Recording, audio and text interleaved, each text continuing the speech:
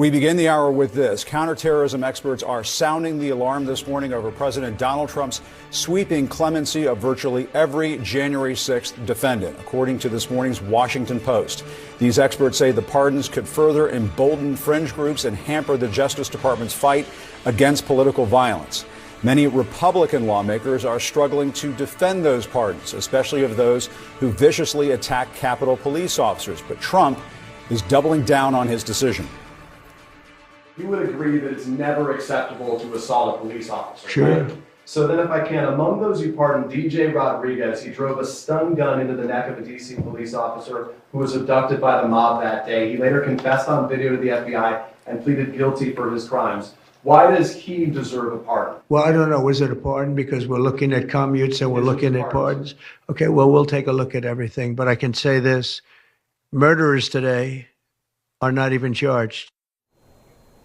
And I've just confirmed that members of the Capitol Police Force who testified against January 6 defendants received emails and phone calls alerting them that the very people they testified against were being released. Staff Sergeant Akalina Ganel posted this, showing calls he received from the Justice Department. And you can see on the right that was the text of one of those emails explaining what happened and apologizing to him. Now, I want to bring in Harry Dunn. He's on the phone with me. He's a former Capitol Police officer. And Harry, you and I have spoken about this a lot over the last few years, about what happened to you on January 6th. And I understand you may have gotten some of these calls, or your attorney did, warning that the people who assaulted you were going to be released. What can you tell us? Well, no, Jim, thanks for having me on. Yep. No, so I'll make it clear. I didn't receive the violence and the vicious attack that a lot of my coworkers did. I did testify in two of the prominent high-profile cases of individuals that definitely were just released out into custody, out of custody, like nothing even happened.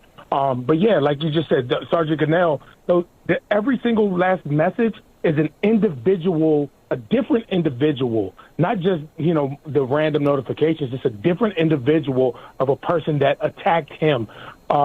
And yeah, I was notified of that the individuals were pardoned and released from custody of the Department of Corrections. And Harry, your response to everything, your reaction to all of this, you saw Trump being asked about this yesterday over at the White House. What do you think? Jim, I love you to death, man. And a lot of people are asking me to react. And what's my response? I mean, what do you want me to say? Like, that I haven't said and that we haven't said for the last 4 years.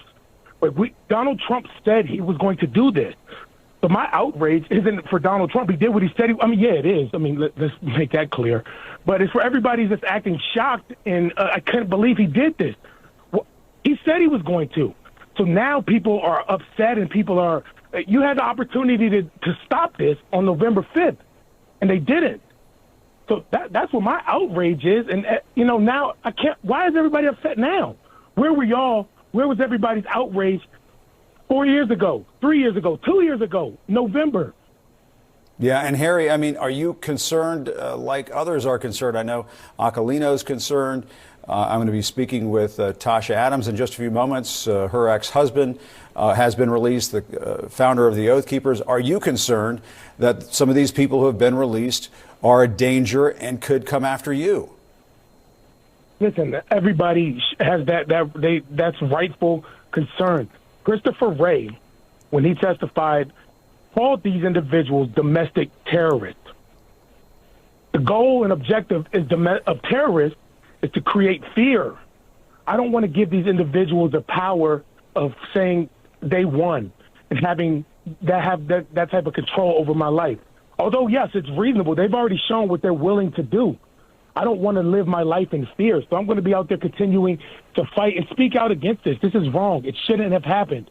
And more of our elected officials in Congress and the Senate need to be condemned. Pam Bondi, and as recently as last week in her confirmation hearing, said the people who attacked the police officers should be held accountable.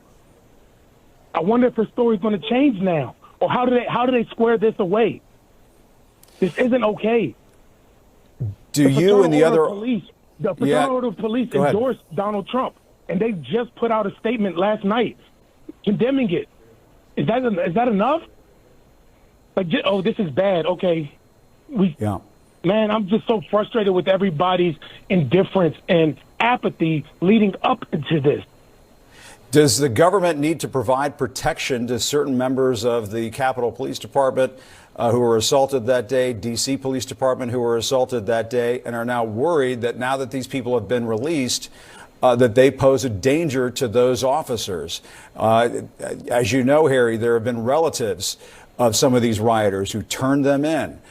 One has to assume that those family members who turned in their relatives because they were involved on January 6th, that they have to be fearful. Doesn't the government need to do something about this? Sure, those are all valid concerns. And, one would think, right, that these people, when they testified, or these witnesses that gave information, they did it to help the government. So why not the government should help them? Every case, I guess, is different, depending on what people want and how people feel and their safety. But I think isn't that the job of the Justice Department? Isn't that the job of the president to protect their citizens, to protect to stand up for what's right for American people?